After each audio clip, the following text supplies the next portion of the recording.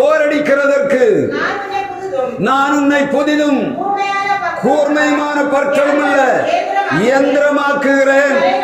நீ மலைகளை மிதித்து நொறுக்கி குன்றுகளை பதறி கொப்பாக்கி போடுவாய்.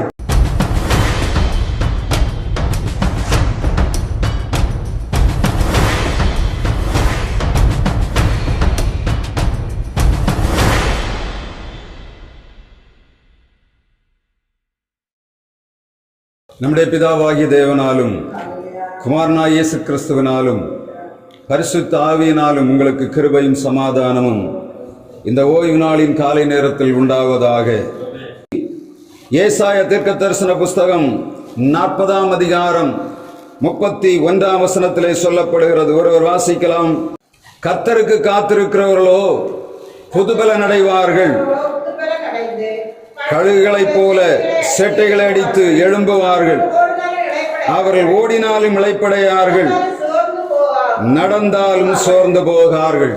கிறிஸ்தவ வாழ்க்கை என்று சொல்லுவது நாம் தொடர்ந்து ஓட வேண்டிய ஒரு ஓட்டக்களம். இதிலே நாம் ஓடிக்கொண்டிருக்கிற பாதையிலே நமக்கு தேவையானவைகளை ஆண்டவர் அநேக வழிகளிலே தருகிறார். முதலாவதாக தம்முடைய வார்த்தையை கொண்டு நம்மை நடத்துகிறார், அவருடைய பரிசுத்த ஆவியை கொண்டு நடத்துகிறார், அவருடைய இரத்தத்தை நமக்காக சிந்தினார். அநேக வழிகளின் வார்த்தைகளின் மூலமாக தம்முடைய ஜனங்களை ஆண்டவர் நடத்தி கொண்டு வருகிறார். கர்த்தருக்கு காத்திருக்கிறவர்கள் புதுபலன் அடைவார்கள், கழுகுகளைப் போல செட்டைகளை அடித்து எழும்புவார்கள், அவர்கள் நடந்தாலும் ஓடினாலும் சோர்ந்து போகார்கள், இளைப்படையார்கள் என்று சொல்லக்கூடிய வார்த்தை ஏசாயா தீர்க்கதரிசியை கொண்டு கொடுக்கப்படும் போது, ஏசாயா தீர்க்கதரிசன புஸ்தகம் 1ஆம் அதிகாரத்தில் 39ஆம் அதிகாரம் வரையிலும் ஏசாயா பாகம் 1 என்றும், ஏசாயா 40ஆம் அதிகாரத்திலிருந்து 55ஆம் அதிகாரம் வரையிலும் ஏசாயா பாகம் 2 என்றும், 55ஆம் அதிகாரத்திலிருந்து 66ஆம் அதிகாரம் வரையிலும் ஏசாயா தீர்க்கதரிசனத்தின் பாகம் 3 என்றும் வேத பண்டிதர்கள் அதை பிரித்து வைத்திருக்கிறார்கள். ஏசாயா 1ஆம் அதிகாரத்திலிருந்து 39ஆம் அதிகாரம் வரையிலும் ஏசாயா தீர்க்கதரிசி வாழ்ந்த கிமு 8ஆம் நூற்றாண்டை பற்றியும், 40ஆம் அதிகாரத்திலிருந்து 55ஆம் அதிகாரம் வரையிலும் கிமு 6ஆம் நூற்றாண்டு வாக்கிலே அது எழுதப்பட்டதாகும். அதற்கு பின்பாக வந்த 56ஆம் அதிகாரத்திலிருந்து 66ஆம் வசனம் வரையிலும் அவர்கள் பாபிலோனின் அடிமைத்தனத்தில் விடுதலையாகி வந்த பின்பாக கர்த்தர் அவளை கொண்டு செய்த காரியங்களும் எழுதப்படுகிறது. இங்கே 2வது பாகத்தை நாம் பார்க்கும்போது, இந்த ஏசாயா தீர்க்கதரிசி தன்னுடைய தீர்க்க தரிசனத்தின் முன்னுரைப்பிலே கோரேஸ் என்று சொல்லக்கூடிய ராஜாவுடைய காலத்திலே இவர்கள் திரும்ப மீட்கப்பட்டு தங்களுடைய சொந்த தேசத்துக்கு வருவார்கள் என்பதை ஏறக்குறைய 200 ஆண்டுகளுக்கு முன்பு அவர் தீர்க்க தரிசனம் உரைத்து வைத்திருக்கிறார். அதன் வெளிப்பாடுதான் இங்கே சொல்லப்படுகிறது. இந்த ஜனங்கள் ஆண்டவரை விட்டு புறஜாதிகளுடைய இந்த விக்கிரக தேவர்களை சேவித்தபடியினாலே அவர்களை தேவன் வருத்ததையும், இஸ்ரவேல் ஜனங்களை ஆண்டவர் நேசித்து அவர்களை தேற்றுகிறதைத்தான் இந்த 40ஆம் அதிகாரத்திலிருந்து 55ஆம் அதிகாரம் நாம் பார்க்க முடியும். ஏசாயா 41ஆம் அதிகாரம் 15ஆம் வசனத்திலே கர்த்தருக்கு காத்திருக்கிற ஜனங்கள் பொதுபலனை பெற்றுக் கொள்வார்கள். எதற்காக? அவள் ஓட வேண்டிய தூரம் அதிகம் இருக்கிறது, அவள் நிறைவேற்ற வேண்டிய பணி அதிகமாக இருக்கிறபடியினாலே ஆண்டவர் ஏசாயா தீர்க்கதரிசியை கொண்டு சொல்லுகிறார், கர்த்தருக்கு காத்திருக்கிறவர்கள் புதுபலன் அடைவார்கள், கழுகுகளைப் போல செட்டைகளை அடித்து எழும்புவார்கள் என்று கர்த்தருடைய வார்த்தை சொல்லுகிறது. கர்த்தருக்குள்ளே காத்திருந்து புதுபலன் பெறாத மனிதன் வாழ்விலே எதையுமே செய்ய முடியாது.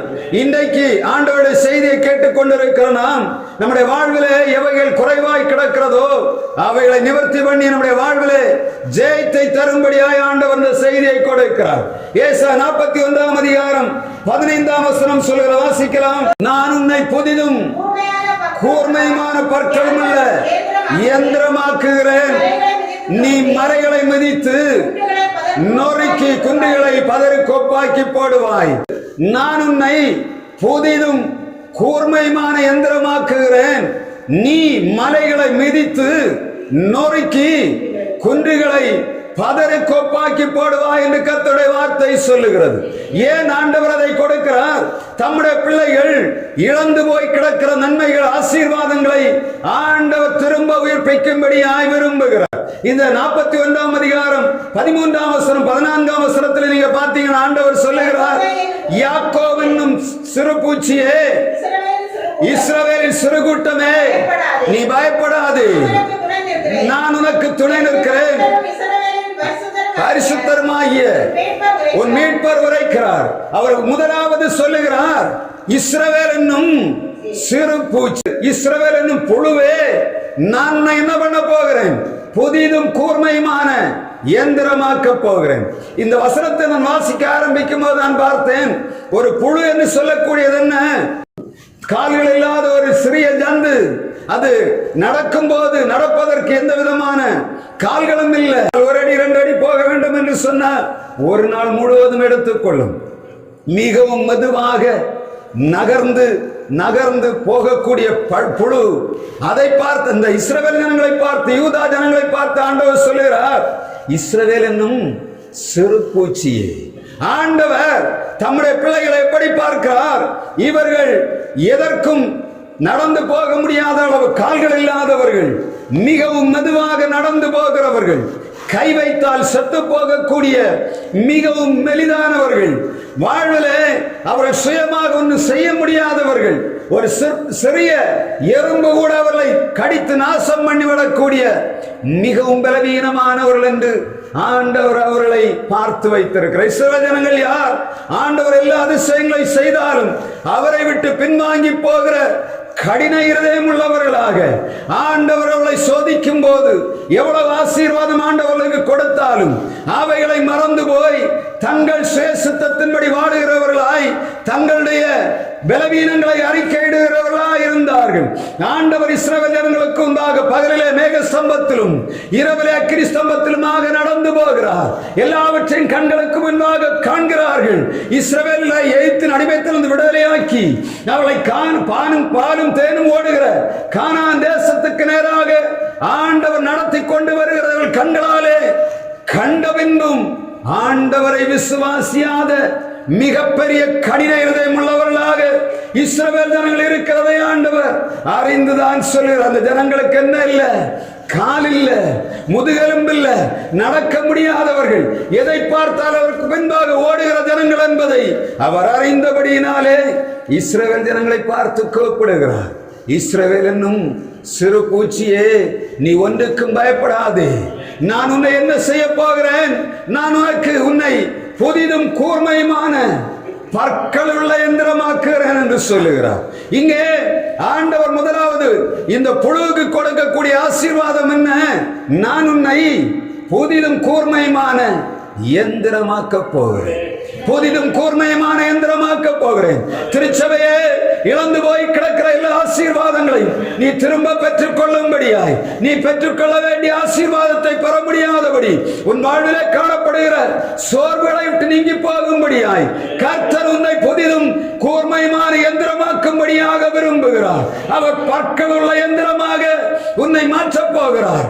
மலை என்று சொன்னால் என்ன? மனிதன் ஏற முடியாது, நினைத்து பார்க்கவே முடியாது. மலையிலே ஒரு முறை ஏற வேண்டும் என்று சொன்னால், ஒரு முறை மலையிலே ஏறினவர்களுக்கு தெரியும். அதன் அனுபவம் எவ்வளவு இருக்கும் தெரியுமா? முதலாவது நல்ல பலனோடு ஏற ஆரம்பிக்கிறோம். கொஞ்சம் தூரம் போகும்போது பலவீனம் வருகிறது, வேர்வை வருகிறது, பசி தாகம் வருகிறது. ஏற வேண்டிய கடைசி இலக்கை ஏறுவதற்கு மேலே பார்த்து கொண்டு ஏறுகிற மனிதன் எப்படியாக இலக்கை அடைந்து விட வேண்டும் என்று ஓடுகிறான். ஓடும்போது வழியிலே பலவீனங்கள் ஒரு பக்கம், அவருடைய சரீரத்திலே வேர்வை ஒரு பக்கம், பசி ஒரு பக்கம், தாகம் ஒரு பக்கம், எல்லா விதமான ஜந்துகளை பற்றிய பயம் ஒரு பக்கம். இவைகளை தாண்டி அவன் மலைகளை ஏற வேண்டியதாக இருக்கிறது. கர்த்தருடைய வார்த்தை தெளிவாக சொல்லுகிறது, இஸ்ரவேல் என்னும் சிறு பூச்சியே, யாக்கோபு என்னும் சிறு பூச்சியே, நீ பயப்படாதே. நீ ஏறிக்கொண்டிருக்கிற மலை உனக்கு ஒருவேளை கஷ்டமாக தோன்றலாம், அது பலவீனம் நிறைந்தது போல காணப்படலாம். நீ தாகத்தோடு நடந்து கொண்டிருக்கலாம், மலையில ஏறிக்கொண்டிருக்கிற அன்பு சகோதரனே, உன் வாழ்வில் இலக்கை அடைய வேண்டும் என்று போராடுகிற ஒவ்வொருவருடைய வாழ்விலும் காணப்படுகிற போராட்ட போராட்டங்களை நாம் சுமந்து கொண்டுதான் போகிறோம். ஆனால் வழியிலே சோர்ந்து போகக்கூடாது என்று ஆண்டவர் சொல்லுகிறார். அதற்காக தான் சொல்லுகிறார். ஆண்டவருடைய வார்த்தை வருகிறது, இதோ நான் உன்னை புதிதான இயந்திரமாக்குகிறேன். நடந்து வருகிற பாதையிலே இனிமேல் வர முடியாது என்று சொல்லும் போது ஆண்டவர் புதிதான பற்கள் உள்ள இயந்திரமாக மாற்றுகிறார். எப்படி?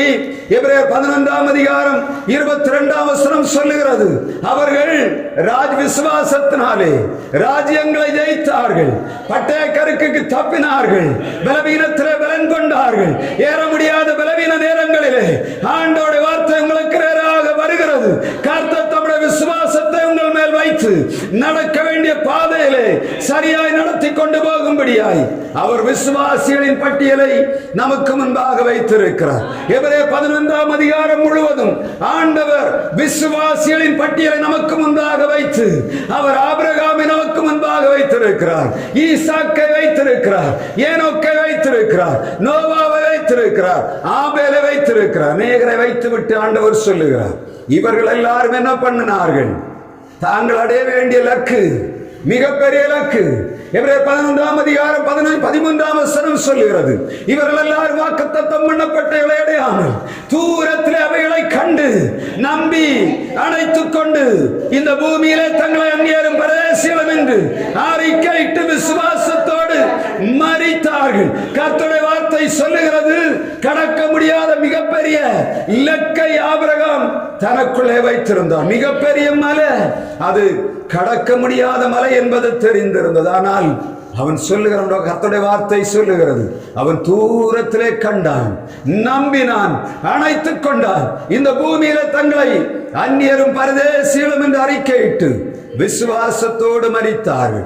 ஓடிக்கொண்டிருக்கிற பாதையிலே இலக்கு தவறக்கூடாது என்பதை ஆண்டவர் நாளிலே உங்கள் மத்தியில் வைக்கும்படியாக ஆவல் உள்ளவராயிருக்கிறார். ஓடிக்கொண்டிருக்கிற விசுவாச வாழ்விலே புதிதான வல்லமை, புதிதான அபிஷேகம், புதிதான கிருபை, புதிதான எல்லாவற்றையும் தந்து உங்களை அனுப்பும்படி ஆண்டவர் சித்தமுள்ளவராயிருக்கிறார். விசுவாச வாழ்விலே ஓடிக்கொண்டிருக்கிற இலக்கிலே நீங்கள் சோர்ந்து போகக்கூடாது.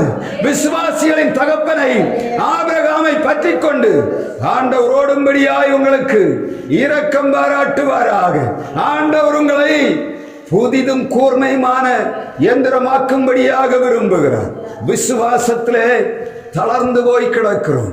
விசுவாசத்திலே இனிமேல் நான் இவ்வளவு தூரம் ஓடி வந்தேன், இனிமேல் அந்த இலக்கை அடைவேனா என்று அங்கலாய்க்கிற அன்பு சகோதரனே, நான் ஓடிக்கொண்டிருக்கிற பாதையிலே நான் எளிதாக அந்த இலக்கை அடைந்து விடுவேன் என்று நினைத்தேன். இப்பொழுதோ அது எப்பொழுது இந்த கண்களுக்கு சாத்தியமில்லாததாய் காணப்படுகிறது என்று சொல்லுகிறேன். அன்பு சகோதரனே, சகோதரியே, கர்த்தருடைய வார்த்தை சொல்லுகிறது, அவள் விசுவாசத்தினாலே ராஜ்யங்களை ஜெயித்தார்கள், பட்டயக்கருக்குக்கு தப்பினார்கள், மலைகளிலும் குகைகளிலும் அலைந்து திரிந்தாலும் விசுவாசம் என்று ஒன்று அவளுக்கு உண்டாக வைக்கப்பட்டிருந்தது. அதே விசுவாசம் உங்களுக்குள்ளே ஆண்டவரைக்கு தரும்படியாய் விரும்புகிறார். கடந்து வருகிற பாதையிலே சோர்வுக்கு இடம் கொடுத்து விட்டீர்களோ, இடம் கொடாதிருப்பீர்களாக. கர்த்தருடைய வார்த்தை சொல்லுகிறது, அவர் உங்களை புதிதும் கூர்மையுமான புதிதான பற்கள் உள்ள இயந்திரமாக மாற்றப் போகிறார். இந்த பற்களை கொண்டு நீங்கள் இந்த தேசத்திலே வாழ வேண்டும், ஜெயிக்கும்படியாய் ஆண்டவர் உங்களுக்கு இந்த செய்தியை கொடுத்து கொண்டிருக்கிறார். புதிதும் ஜீவனுமான பாதையை ஆண்டவர் நமக்கு முன்பாக வைத்திருக்கிறார். இரண்டாவதாக ஆண்டவர் நமக்கு தருகிறது என்ன? எபிரேயர் நிருபக்காரன் 10ஆம் அதிகாரத்தில் அவர் எழுதுகிறார், கர்த்தர் யார்? உங்களுக்கு முன்பாக புதிதும் ஜீவனுமான பாதையை திறந்து நீங்களுடைய பாதையில் நடக்கும்படியாக உங்களுக்கு வாசலை திறந்து வைத்திருக்கிறார். என்ன பாதை எது? இயேசு கிறிஸ்து இந்த உலகத்திலே வந்தார், பாவிகளுக்காக ஜீவனை கொடுத்தார். இந்த உலகத்திலே வாழ்ந்து கொண்டிருந்த இஸ்ரவேல் ஜனங்களுக்கு, யூத ஜனங்களுக்கு நியாயப்பிரமாணமே மிகப்பெரிய தூண்டுகோலாக, அளவுகோலாக வைக்கப்பட்டது. எல்லா காரியங்களையும் நியாயப்பிரமாணத்தின்படி செய்தார்கள், பலி செலுத்தினார்கள். எல்லா காரியங்களையும் ஆண்டவருடைய நியாயப்பிரமாணம் சொன்னது போல செய்தார்கள். ஆனால் இரக்கத்தை விட்டார்கள், நீதியை விட்டார்கள், கர்த்தருடைய வழிகளை விட்டார்கள். கர்த்தர் சொல்லுகிறார், நீங்கள் இரக்கத்தை சிநேகிக்க வேண்டும், நீதியை செய்ய வேண்டும், நியாயப்பிரமாணத்தை நிறைவேற்ற நீங்கள் அவைகளை செய்ய வேண்டும், இவைகளை விடாதிருக்க வேண்டும் என்று சொல்லி உபதேசம் பண்ணின இயேசுவை கொலை செய்தார்கள். ஆண்டவர் என்ன செய்தார்? புதிதும் ஜீவனுமான பாதையை கல்வாரி குருசினிலே நமக்காக திறந்தபடியினாலே ஒரு ஜீவனுள்ள பாதை நமக்காக உருவாக்கப்பட்டது. பரலோக ராஜ்யத்தை தேடி ஓடிக்கொண்டிருக்கிற நாம் இலக்கை விடாதபடி ஓடும்படியாக ஆண்டவர் புதிதும் ஜீவனுமான பாதை நமக்கு முன்பாக வைத்திருக்கிறார். கர்த்தருடைய வார்த்தை சொல்லுகிறது, இதோ நான் உன்னை புதிதும் கூர்மையான எந்திரமாக்குகிறேன். விசுவாசத்திலே தளர்ந்து போய் கிடக்கிற உனக்கு விசுவாசிகளின் பட்டியலை ஆண்டவர் திரும்ப ஞாபகப்படுத்தும்படியாய் விரும்புகிறார். எபிரேயர் 11ஆம் அதிகாரத்திலே விசுவாசிகளின் தகப்பனுடைய பட்டியலை வைத்திருக்கிறார். கானான் தேசத்தை சுதந்தரிக்கும்படியாக வந்த ஜனங்கள் அன்றைக்கு அநேக உபத்திரவங்களையும் பாடுகளையும் சந்தித்தார்கள். ஆண்டவர் வழியிலே அவர்களுக்கு இந்த ஜனங்கள் ஆண்டவருக்கு செய்ய வேண்டிய பணிவிடைகள், பலிமிருகத்தை பலியிடுவது, அவருக்கு செய்ய வேண்டிய ஆராதனை ஒழுங்காய் செய்ய வேண்டும் என்று சொல்லி இந்த மோசேக்கு ஆண்டவர் கட்டளை கொடுத்தார். அதை போல ஜனங்கள் இந்த காலகட்டங்களிலே ஆண்டவரை சேவிக்க வேண்டும் என்று சொல்லி எல்லா வழிமுறைகளையும் ஆண்டவர் உருவாக்கி வைத்திருக்கிறார்.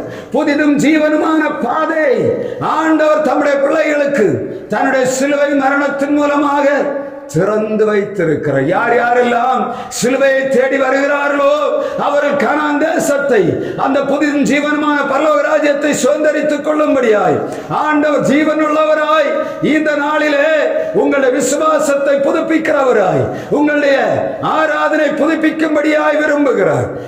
சபை கூடி வருவதை சிலர் விட்டு விடுகிறது போல நாமும் விட்டு விடாமல் புத்தி சொல்ல கடவோம் என்று கர்த்தருடைய வார்த்தை சொல்லுகிறது.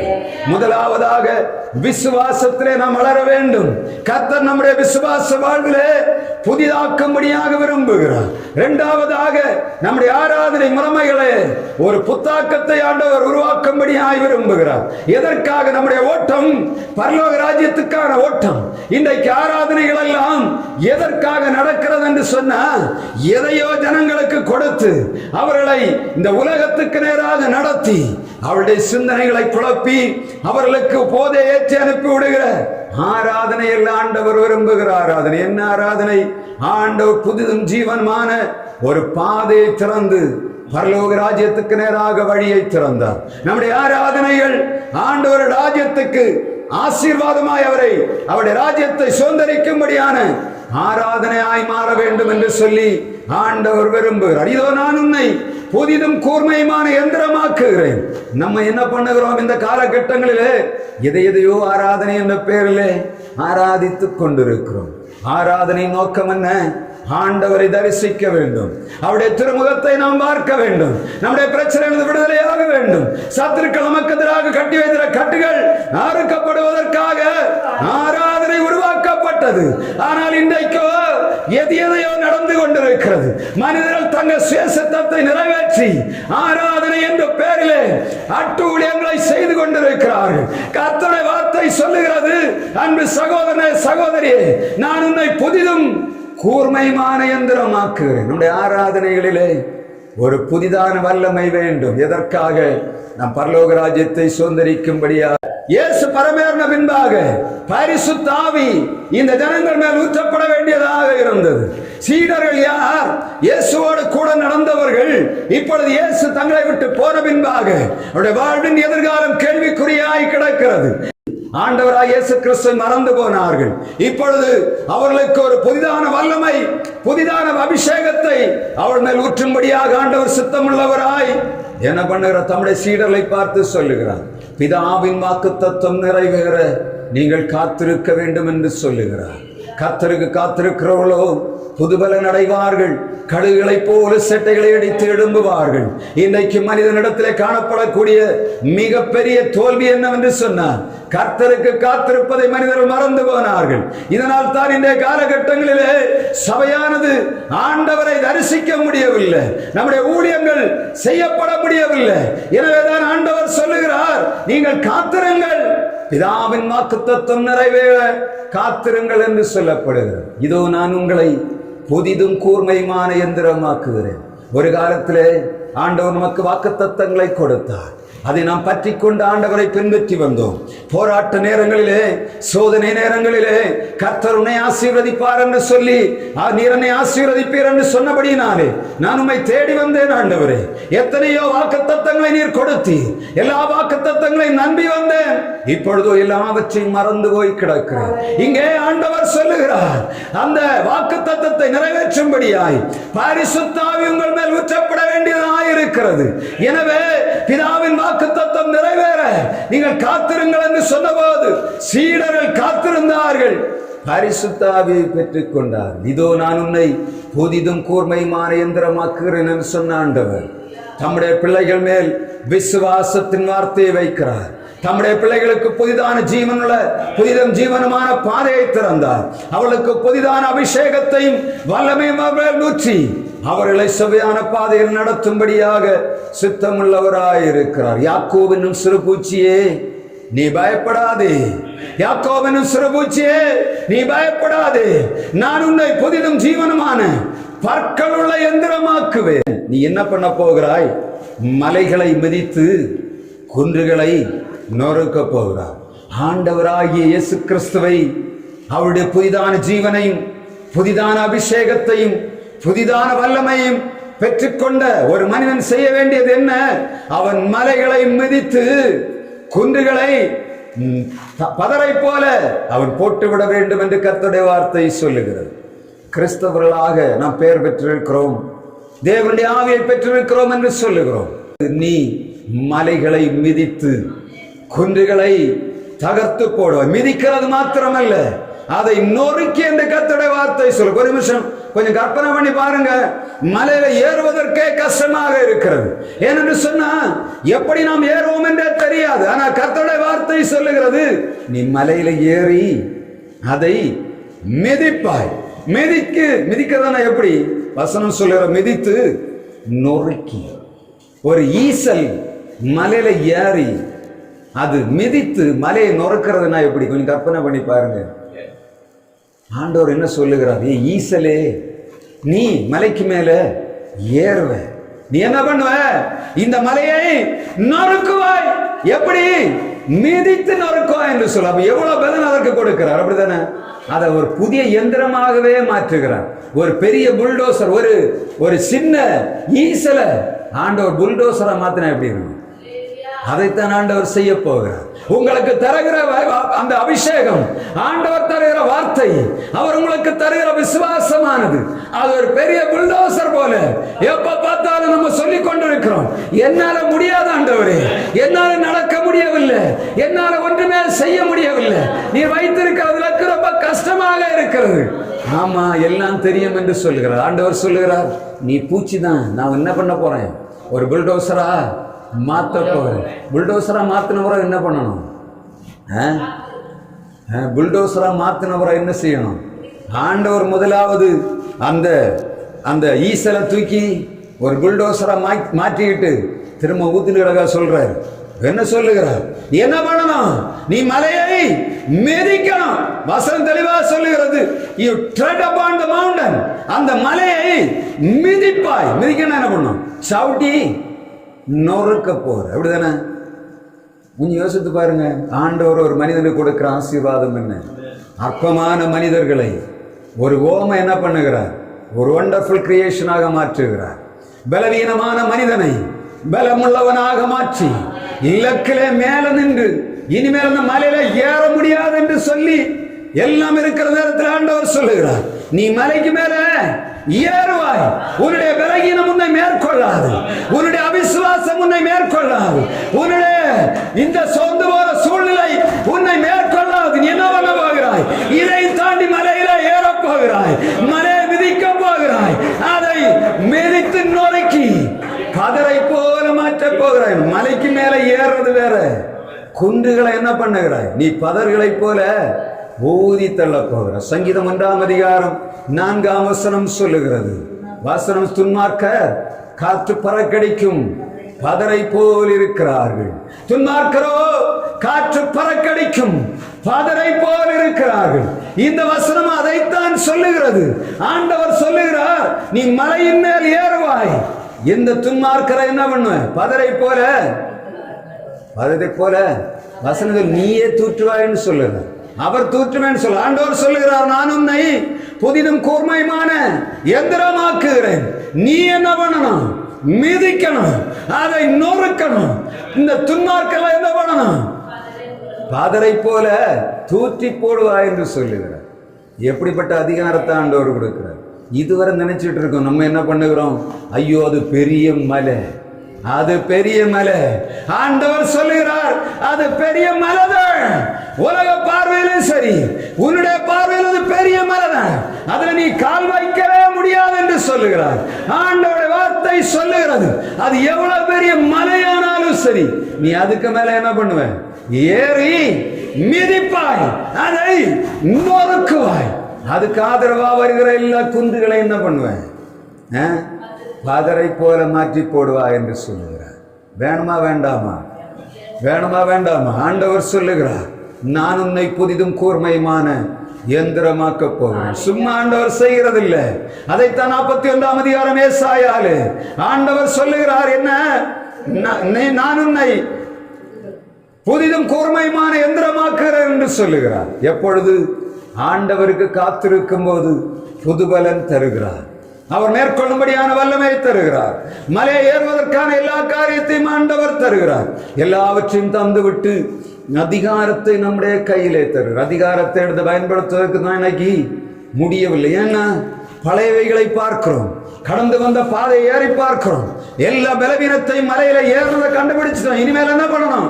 அமைதியா மலையில உட்கார்ந்து இருந்தா என்ன பண்ணும்? ஆண்டவர் சொல்லுகிறார், மலைக்கு மேலே ஏறி உட்காரவும் முடியாது. ஏன் தெரியுமா? மலையில என்ன இருக்கும்? மலைக்கு உச்சியில் ஏற்க போயிருக்கீங்களா? காற்று, நிக்க முடியாத காற்று அடிச்சு பறத்தி தள்ளிடும். ஆண்டவர் சொல்லுகிறார், நீ மலைக்கு மேல ஏறிட்ட, என்ன பண்ணணும்? உன்னுடைய எந்திரம் பற்களுள்ள எந்திரமாக இருக்கணும். பல்லுன்னா என்ன பண்ணும்? காலு ஓடிப்போ. நீங்க கழுக பார்த்தீங்கன்னா தெரியும், அது எவ்வளவு காற்றடித்தாலும் சரி, அது பிடிச்சிருக்க பிடி எப்படி இருக்கும்? கொம்புல ஸ்ட்ராங்கா இருக்கும். 200 கிலோமீட்டர் வேகத்துல புயல் அடித்தாலும் கழுகு தான் விட்ட காரியத்தை கைய எடுக்காது. ஒரு கொப்பல இருந்துட்டு இருக்கும், நீங்க பார்த்தா தெரியும். மலையில ஒரு கொப்பல இருந்து பார்த்துட்டு இருக்கும். இந்த காற்று வேகமாக அடிக்கும் போது அந்த காற்றுக்கு எதிராக போராடுவது கழுகு மாத்திரம். எல்லா மிருகம், எல்லா பறவை என்ன பண்ணோம்னா போய் ஒதுங்கி போய் ஒளிச்சு உட்கார்ந்துட்டு இருக்கு. ஆனா இந்த காற்றும் புயலும் வரும்போது ரொம்ப சந்தோஷமா ஆடக்கூடிய மிருகம் பறவை அது தெரியுமா? கழுகு மாத்திரம் தான். கர்த்தரை காத்திருக்கிறவர்களோ புதுபலன் அடைவார்கள். கழுகுகளை போல செட்டைகளை அடித்து எழும்புவார்கள். அவர்கள் நடந்தாலும் சோர்ந்து போகார்கள், ஓடினாலும் இளைப்படையார்கள். அன்பு சகோதரனே, சகோதரியே, ஆண்டவருக்கு தந்திருக்கிற அபிஷேகம் அது வல்லமை உள்ளது. அது நுகங்களை முறிக்கக்கூடியது. அது சத்துருடைய கோட்டைகளை தகர்க்கக்கூடியது. சோர்ந்து போயிருப்பதற்காகவா ஆண்டவருக்கு அபிஷேகத்தை தந்தார்? ஒழித்துக் கொள்வதற்காக ஆண்டவர் பரிசுத்த ஆவி உனக்கு தரவில்லை. சகோதரனே, நீ எழுந்து யுத்தம் பண்ணும்படியாக ஆண்டவர் உனக்கு அபிஷேகத்தை தந்திருக்கிறார். இன்றைக்கு புதிதாக்கப்பட்டவர்களாய் போனோம். புதிய வல்லமை, புதிய அபிஷேகம், புதிய கிருபை, இவைகளை பெற்றுக்கொண்டு நாம் ஜெயமெடுக்கும்படியாய் ஆண்டவர் எதிர்பார்க்கிறார். ஓ தேவ சபையே, கர்த்தருடைய அபிஷேகத்தின் வல்லமை இழந்து இடப்பா என்று சொன்னார். திரும்ப உயிர்ப்பிக்கணும்.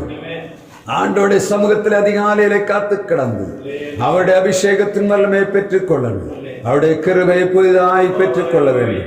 இந்த பற்களில ஒன்று என்னன்னா அபிஷேகம், இன்னொன்று விசுவாசம், இன்னொன்று கிருபை. தேவனுடைய வார்த்தை இவை அனைத்தும் மிகவும் கூர்மையானவைகள்.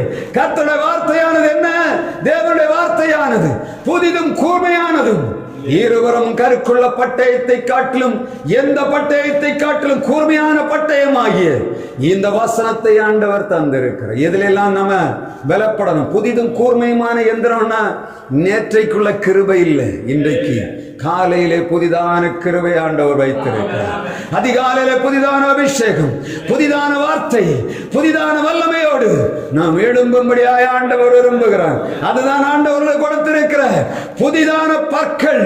இவைகளை கொண்டு நீங்கள் மலையின் மேல் ஏறுவது மாத்திரமல்ல, அங்கே நிற்பது மாத்திரமல்ல, அதை உடைத்து நொறுக்குவது மாத்திரமல்ல, அதை நின்று கொண்டு தூற்றி தள்ளக்கூடிய கிருபை ஆண்டவர் உங்களுக்கு தருவாராக. இந்த நாளிலும் கர்த்தருடைய வார்த்தை கேட்டுக்கொண்டிருக்கிற அன்பு சகோதரனே, கர்த்தர் உங்களுக்கு கொடுப்பது என்ன? புதிதும் ஜீவனுமான பற்களுள்ள இயந்திரமாக மாற்றுகிறார். நீங்கள் செய்ய வேண்டியது என்ன? இந்த மலைகளை தகர்த்து நொறுக்கி போட வேண்டும். கழிந்த வாரத்தில் கொஞ்சம் யோசித்து பாருங்க. நான் ஓட்டம் வைத்திருந்த ஓட்டம் அங்கே இருந்த திடீரென்று பார்க்கிறேன், எனக்கு பிசினஸ்ல தோய்வு இருக்கிறது, என்னுடைய சரீரத்திலே பலவீனம் இருக்கிறது. நான் எல்லாவற்றையும் முயன்று முயன்று பார்த்தேன். ஆண்டவருடைய வார்த்தை சொல்லுகிறது, புதிதும் ஜீவனுமான பாதை ஆண்டவர் திறந்து வைத்திருக்கிறார். புதிதான விசுவாசத்தை தந்திருக்கிறார், புதிதான ஆவியை தந்திருக்கிறார். ஒவ்வொரு நாள் காலையிலும் புதிதான கிருபைக்காக ஆண்டவருடைய சமூகத்தை காத்து கிடந்து வேதத்தை வாசித்து தியானித்து அறிக்கையிடணும். சரீரத்துக்குள்ள பலவீனத்தை ஏற்றக்கூடாது. இன்றைக்கு பகல்ல என்ன செய்வோம் என்று தெரியாது. இவ்வளவு போராட்டம் இருக்கிறது, இவ்வளவு செலவினங்கள் எனக்கு இருக்கிறது. இன்றைக்கு இந்த கடனை நான் எப்படி மீட்டுவேன்? நான் இன்றைக்கு இந்த காரியத்தில் என்ன செய்வேன்? நான் தருவேன் என்று சொன்னவனுக்கு கொடுக்க முடியுமா? கேட்டுக்கொண்டிருக்கிறேன். பலவீனத்தை ஏற்றப்படாது. காலையில் எழும்பின வாசனத்தை எடுத்து தியானிக்க ஆண்டவருடைய வார்த்தை சொல்லுகிறது, அவர் உன்னை புதிதும் கூர்மையான எந்திரமாக்குகிறார். நீ நொறுக்க போகிறாய், நீ இந்த உலகத்தை ஜெயிக்க போகிறாய்.